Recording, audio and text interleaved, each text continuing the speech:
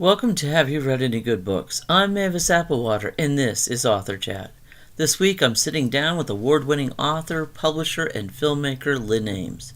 Lynn has won the Alice B. Medal for Lifetime Achievement. She's garnered 6 Goldies, including the Covenant and Banyan Reader's Choice Award.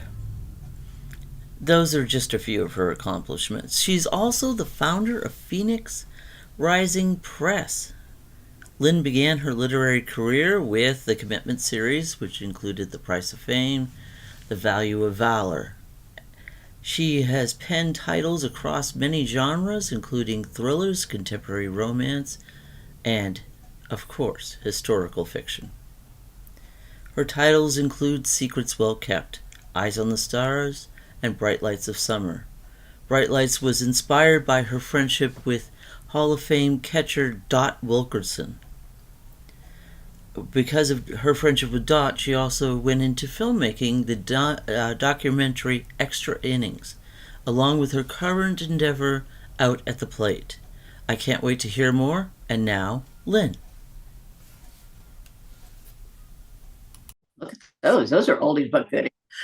Yeah, well, welcome, Lynn. Yes, those you're just noticing, those are some older copies. They go back a ways.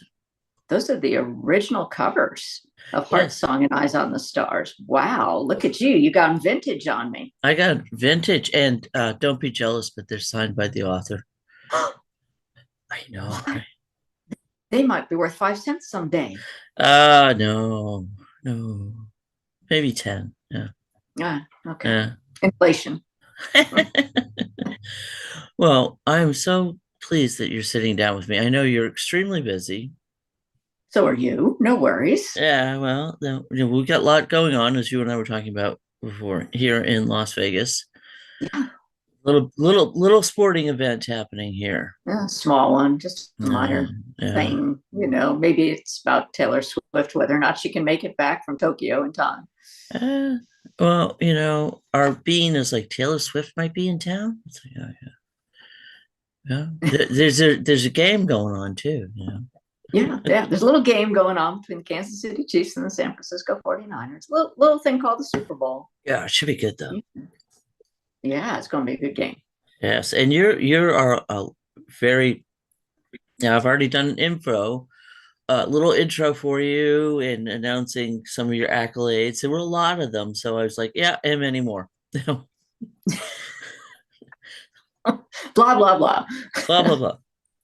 It's like you and Renee. It was kind of like, all right, we're running out of time doing this, But you're big on sports.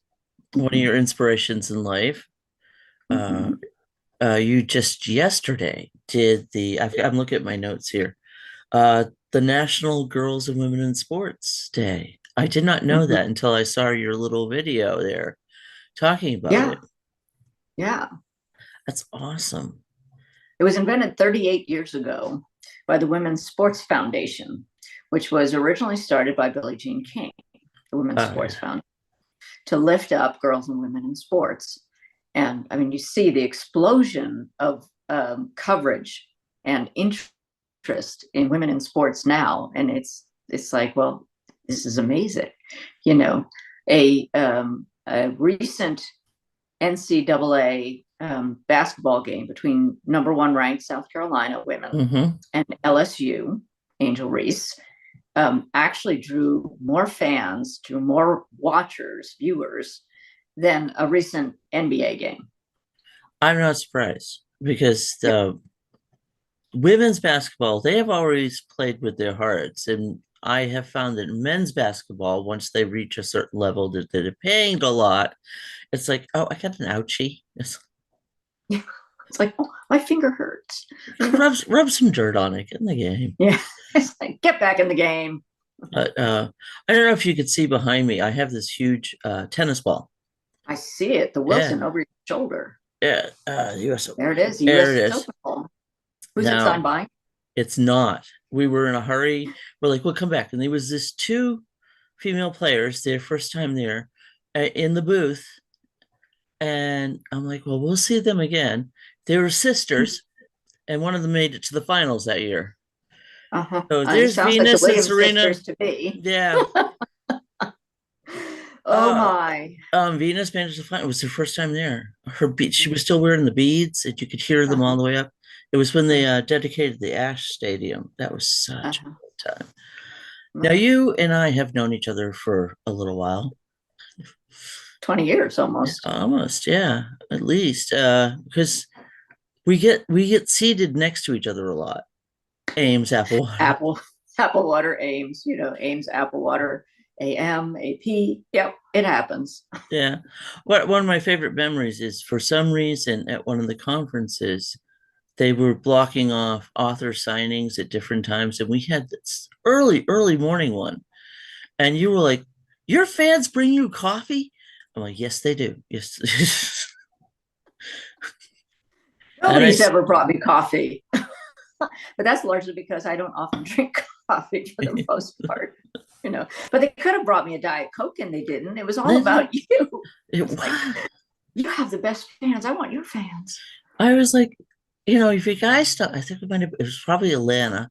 If you come and bring me coffee, right up to the front, Mm-hmm. Yep. Just Yep. I got space. This is the coffee line. This is everybody else. What's going on? No, Mavis is getting coffee. Well, you'd be well juiced up after the first 20 cups. Back then I was allowed 20 cups. Now, not so much. 20 years, I'm saying. It goes. We're young, but, yeah. I'm trying to hide it on the headphones. I tell everyone it's for the feedback. It's to hide the gray. Yeah, I like it. I need to work on that. No, you look gorgeous. There's not a big enough set of headphones in the world. And you're not a hat person. I don't think I've ever seen you in a hat. Ever. No, on a very, very, very rare occasion will I wear a hat. I've never been a hat person. And I think, honestly, it goes back to when I was a kid. And if I wore a baseball cap, people all thought I was a boy. And it was so embarrassing to me that I stopped wearing hats altogether. That was the moment. And I still, nope. Won't do it? Nope. Not for that reason anymore. It's like, well, it's going to mess up my hair. Now, you got your start fanfic, right? Kate and Jay, which I never intended to be fanfic, but it ended up being fanfic, which was kind of fun. Well, they were such a great, and intrigue followed them around. Yeah. And they lasted 4 books. They lasted 4 books. They lasted 3 books. At first, it was only supposed to be 1 book. It was just supposed to be the first book in the series, The Price of Fame. That's it. And that was to mollify a couple of friends. And I thought, well, I'm just going to write this book and that'll be the end of it, right? But of course, I got to the end of the book and the story wasn't done. And I'm like, okay, well, let's move on. And so that ended up being the first 3 books in the series, The Price of Fame, The Cost of Commitment, and The Value of Valor. And then I went on a 10-year hiatus from Kate and Jay because I could not, it had to be true to the characters. You always have to stay true to the characters. Right. And I could not, for the life of me, I could always figure out what Jay was going to be doing, but I could not figure out what it was Kate would be doing modern day, because the series actually started in 1989, 1987, maybe. Right. And so it's like, well, I can't write about it until I know what she's doing in her life. Right. What has she been up to? What has she been up to, that Kate? And it took me 10 years to figure it out. And the dog. Okay, now I know. And the dog, Fred. Fred, of course, I love did not Fred. last from 1987 until 2000, 2020 or whatever, 2015, I think it was, when I wrote the final cut, which was the 4th book in the series. So poor Fred, unfortunately, didn't make it all that time. And but Fred, the inspiration for Fred was my heart dog, Alex. Oh, okay. Alex did my very first book signing with me in Northampton in a little store called Pride and Joy. Yes. That no longer exists. Oh. But Alex came and sat right next to me and read with me to the people who came, and it was wonderful. But I knew I was in trouble writing a dog into the series when, in the middle of I must have been in the middle of writing The Value of Valor, and a beta reader said to me, someone who was reading an advanced copy for me, said at one scene, "Where's the dog? Who's taking care of the dog?" And I'm like, oh, I have to account for who's feeding and taking care of the dog. This is an unnecessary complication if you're an author. Not unnecessary for the dog, mind you, because that's all anybody cared about, but unnecessary for the story. And I thought, maybe I shouldn't add a complication of dogs if I'm, writing something like a thriller, because it's hard to keep track. Because anyone who has a dog knows that you can't just get up and leave them. It's not like cats. You can't just flee. You can't flee. No. You need, a pet sitter, and you need arrangements for these things. So the only other book I've ever written a dog into was a romantic comedy I wrote in, I think it was 2018, called Great Bones. I was going to say Great Bones? Yeah, and the dog's name was Freud. So the character who wrote Hallmark greeting cards for a living, Rachel, had a dog named Freud, to whom she would chat while she was lying on the couch, of course, because, that's what you do. But anyway, so Freud was the only other dog I think I ever wrote into a book. I'm pretty sure that's it. But your dogs have written books. But my dogs, that's true. That is very true. My dogs over time wrote. Speaking of dogs, can you hear that? I can. Sawyer. That's Sawyer. I thought it was ours for a second, and I'm like, no, she's out with Heather's walking her. No, so I can't do anything about it because Cheryl's not home. But my guess is that's the Amazon delivery person, or FedEx, or some other delivery person. It's an unauthorized entry, is what that is. Unauthorized person on the street. And now we know, and we're safe, right? So anyway, yes, my dogs wrote books. Digging for Parker Home? And Dixie. Yes. Digging for Home.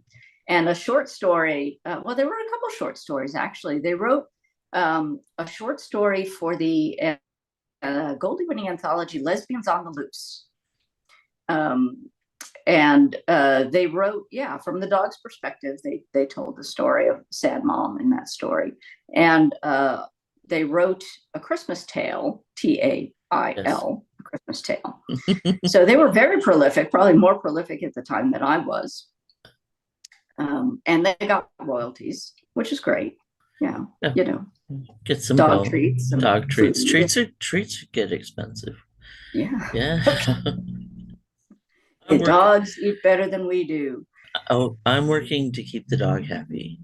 Well, 40, such an array of genres. I'm sorry, I'm gonna fix the headphones here. You've got thrillers, which in earlier ones you actually got to blow up your former place of employment. I did. There was great satisfaction to that. Who does that? You do. It was like, I do, apparently. In Albany, it's great. I remember that story, and I'm like, oh, that it's writing is very cathartic and much cheaper than therapy. Clearly. And it works just as well. It does, right? Yeah. At one time, now I'm checking my notes here. I seem to recall this from the past. I wanted to ask you. At one time, you were almost a sportscaster with ESPN?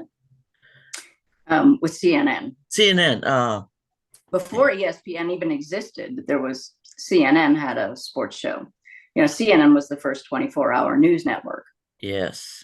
And at the time, it was after I left broadcast journalism and before I started working in politics.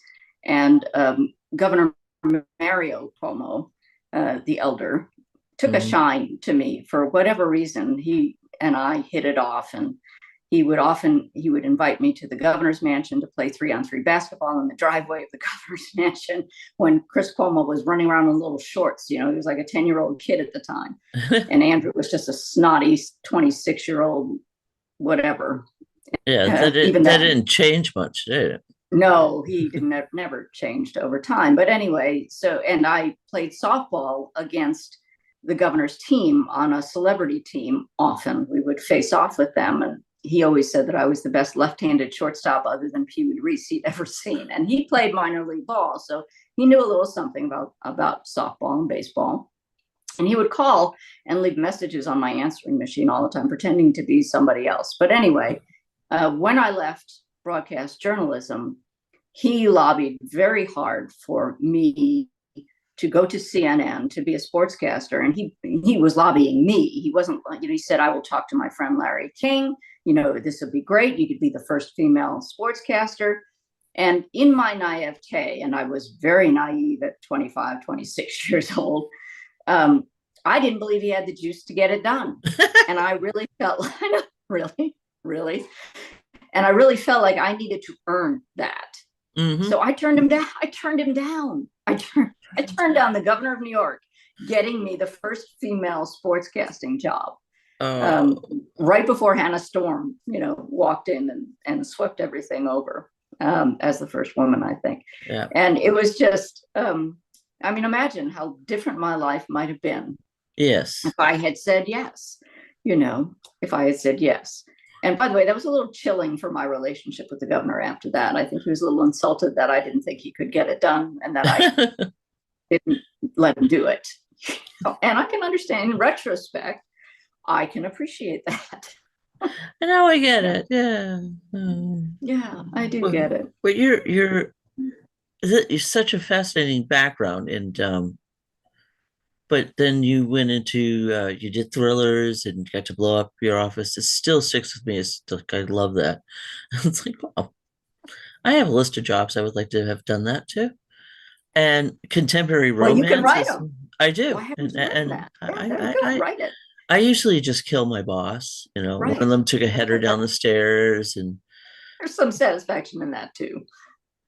The brass ring and check were really good for that because I needed to stack up bodies anyways. Right. I felt so much better. I felt so much better. Yeah.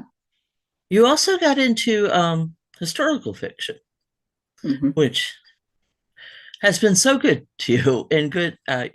You're so good at it. I mean, Eyes of the Stars is behind me. You happened to find out the story of these women and went, why don't I know about this? And learned more and gave us a great story. And then you met this person, this former softball player or baseball mm-hmm. player, actually. Softball. At the Dot Wilkinson, mm-hmm. who's no longer with us. Right. And I remember you were talking about Dot early on and said, I want to tell her story, but she says I have to die first. And she's so healthy and spry that she's going to outlive us all. I'm never going to tell this story. But right. You ended up doing Bright Lights of Summer. Right. Yeah. And then Extra Innings, a documentary. Yeah. And Out at the Plate now. And then this. And this. And then this. And then this. There's Dot right there. There's Dot. Yes. There she is. There we go. Look at it. And available, as you just showed us, in hardcover. Yes. For those of you looking for the perfect Valentine's gift. Available in hardcover. If you order it from my local independent bookstore, Malaprops, you'll get a signed version. You want a Valentine's gift? Give someone a signed book, right? Right. Get one of Mavis's books. She'll sign for you. I will sign anything. I'll sign for you. Anything? I've been known to sign some really odd things. Yeah, you used to. A whole other discussion. That's a whole nother story. And there was a jigsaw puzzle too of the cover, right? Am I remember that? It's right there. Is it there? That's the puzzle? Oh wow, that's the puzzle on the wall. Fully put together. I would take this and show you, but if I do, I'll never get myself. No, you gotta get everything just right. It's like I sat up last night because it's earlier here, and I wanted because the acoustic tiles and all the stuff that has to go up and things that have to be covered because there's a mirror behind me. My grandparents' vanity, so it's the little mirror on the wall. Oh, yeah, we don't want to reflect everything. Right. Yes, Well, the so other, I've written about Dot multiple times now.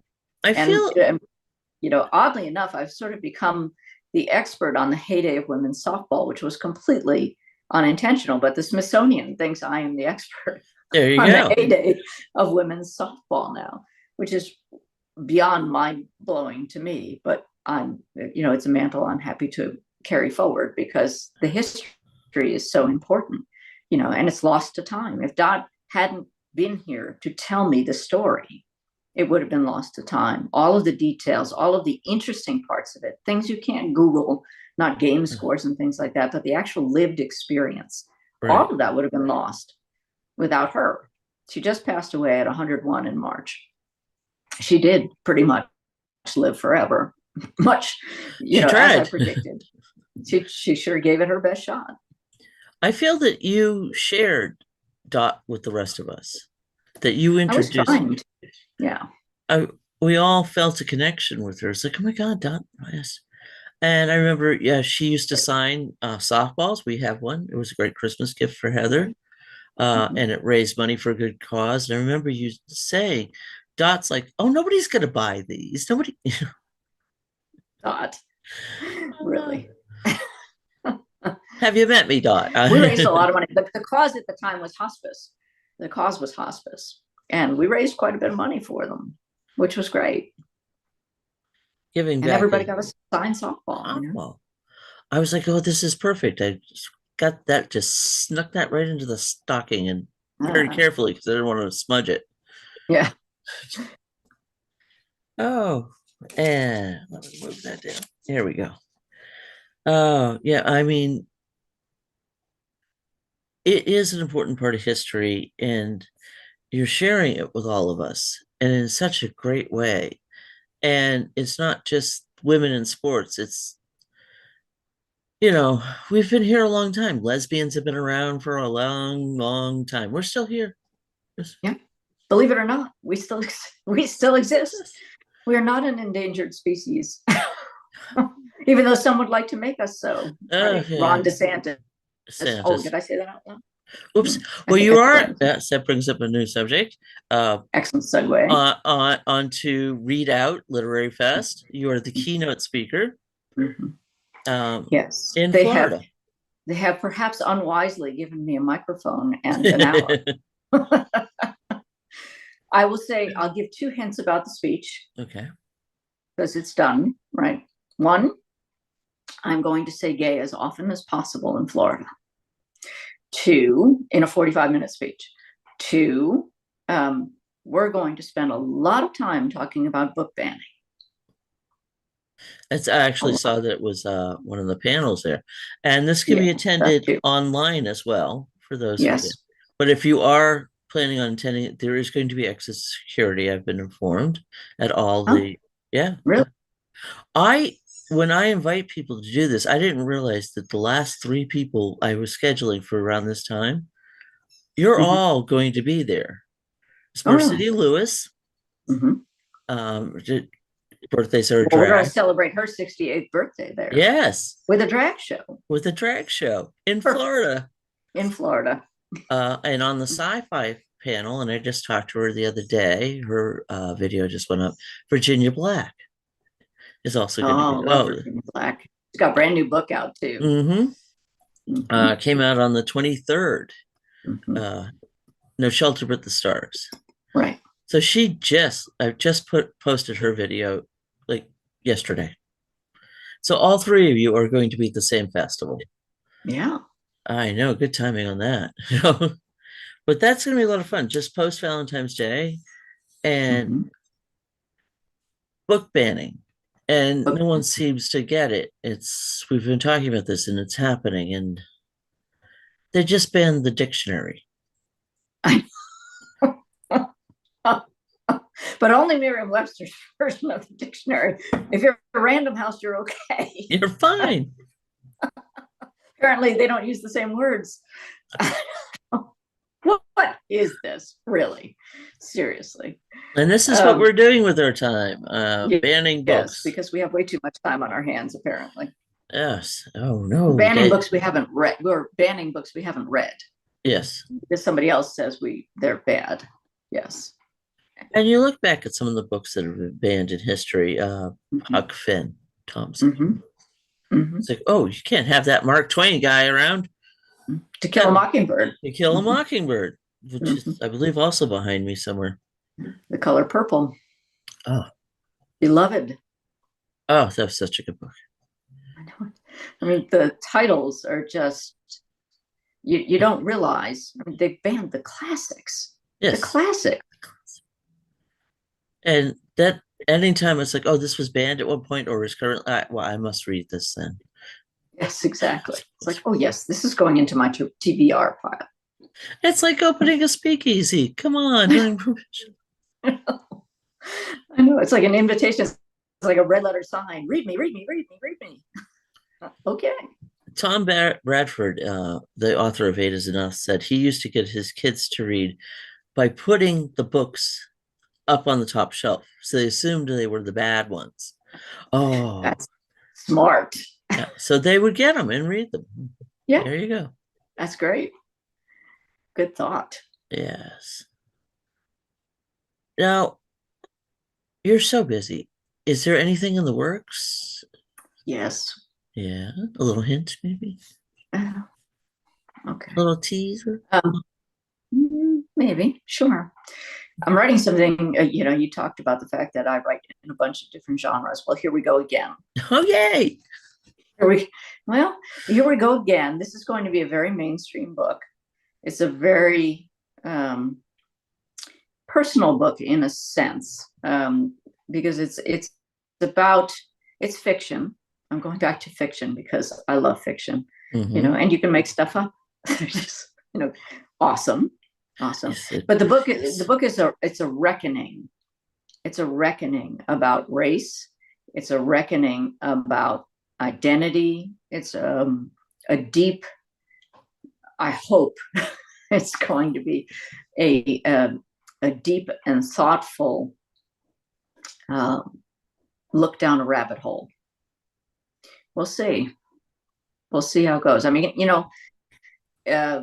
you can only write from your own lens, right? Which is saying, here I am, a cis white woman. I can only write I see things from my perspective. I can try to imagine things from other people's perspectives, but I can only see from my skin outward. Right. And so, there's a line somewhere between appropriating someone else's culture and recognizing someone else's culture. So this is the kind of book that I'm writing from a cis white woman's lens, but it is a reckoning about race. And it's a very personal story about personal relationships and responsibility and recognition and change, our own evolution, how we evolve and what we do with what we know. Wow. So that gives you a little something, not much, because I don't want to give away too much about this one, but it's just at the very beginning stages. And I'm really excited that I've got some really heavy hitters on board to read along with me and to give me feedback and to give me sensitivity feedback. And I actually, in addition to that, went back and I have kept in touch with one of my high school English teachers, who is one of the brightest guys I know, and so deep and thoughtful about literature. And he has agreed to work along, to read along with me and give me his very honest feedback, which he was always very good at. And as he says, well, you were always very good at pushing back. So there you go.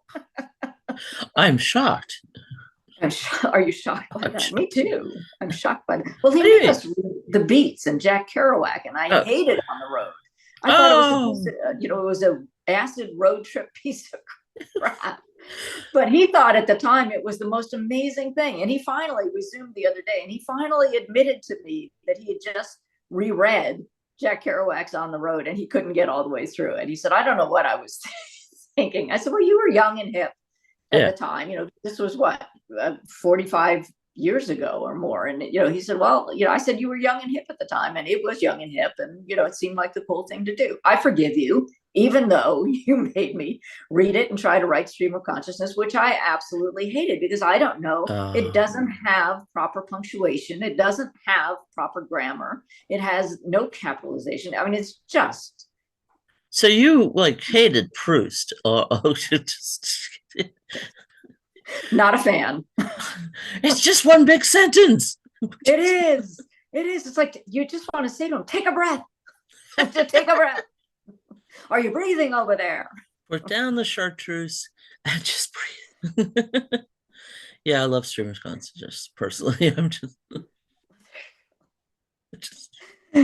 not right for everybody, but right for some. Yeah, it's just a very scary place up here. So, well, and it actually forces you to get what's in your head out on the paper, and it serves a very useful purpose.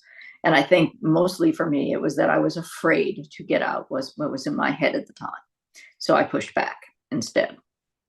Yeah. Later on, being able to go back and complete the exercise many years later, like 20, 30 years later, to complete the exercise that he had given us to write Stream of Consciousness actually probably saved my life. So I have told him that in the past because it allowed me to get what was in me out of me, onto the page.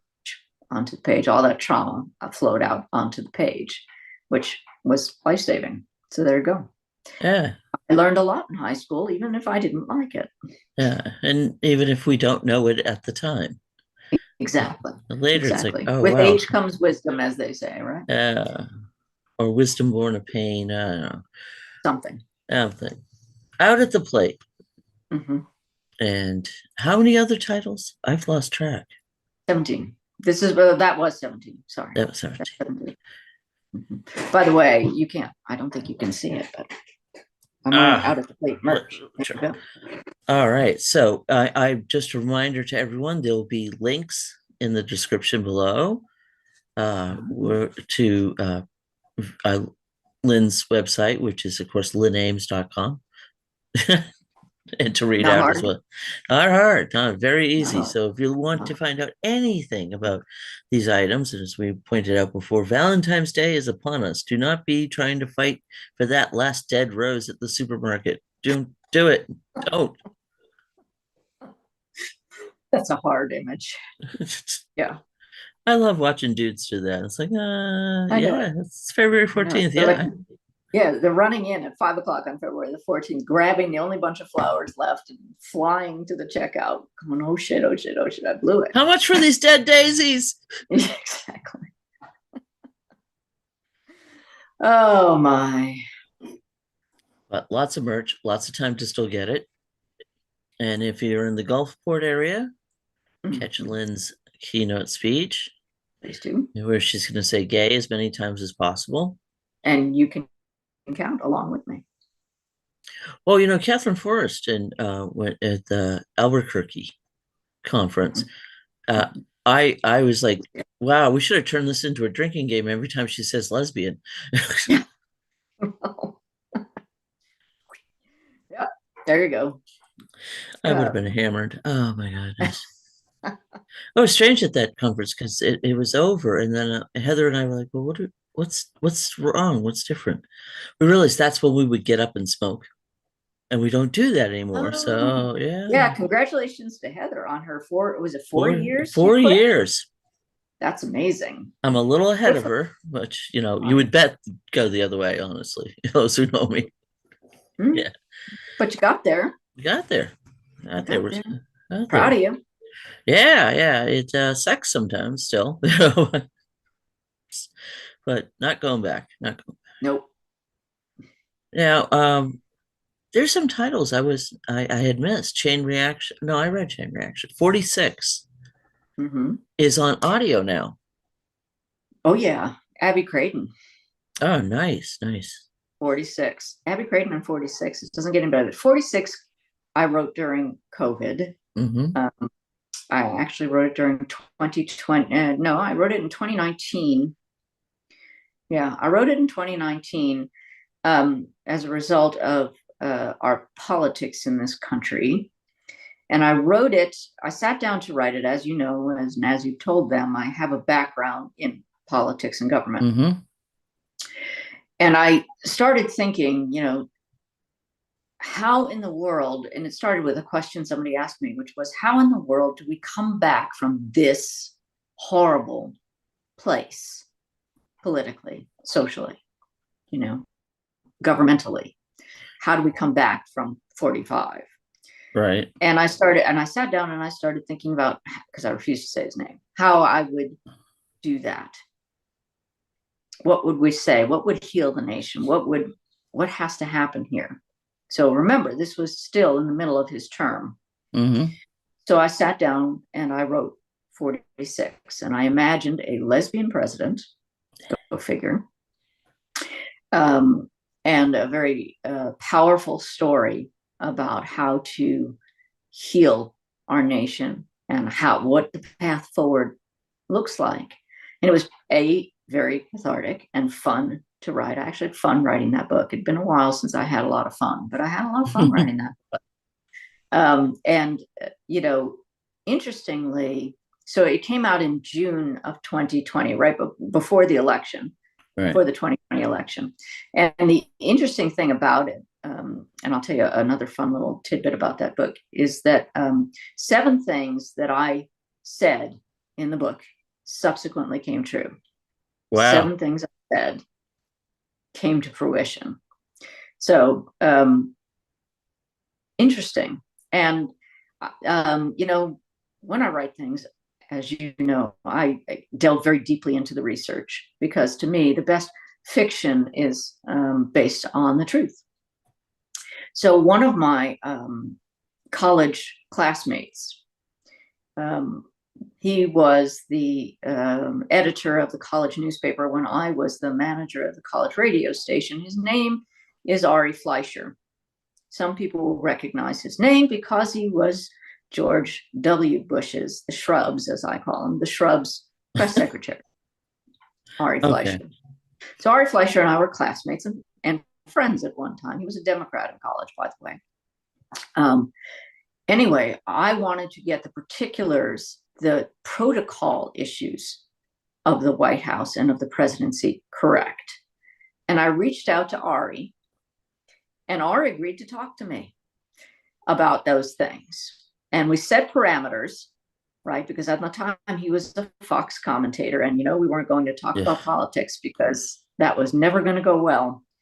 So we set parameters, each knowing the other's position quite clearly. And we set parameters and said, okay, so I only want to know about the protocol for a president, protocol issues. I don't want to talk about the politics. I don't want to talk about any of that. I just want to talk protocol. And he sat for, we did them over the phone, but he did 2 interviews with me in which I was able to ask him, pretty much anything. He didn't have to answer. The rules were, if it's something classified, don't tell me. He said, well, don't worry, I wouldn't. Okay, I hate to do this, but we're going to run out of time here. No worries. What is the name Anyway, of the bookstore? Yeah, that's okay. It's very timely. 46. Very timely piece. The name of the bookstore where they can order a book and have it signed by you is Malaprops. Okay, I'm gonna look that up, and I'll add it. Malaprop_S. Malaprops Bookstore, Asheville, North Carolina. Okay, I am going to add that to the links. Thank you so much. Oh, I had so much fun. Oh no, I just want to get books out to everyone. We're going to get cut off. Thank you again to doing this, Lynn. Love you. Love you too. Thank you, Mavis.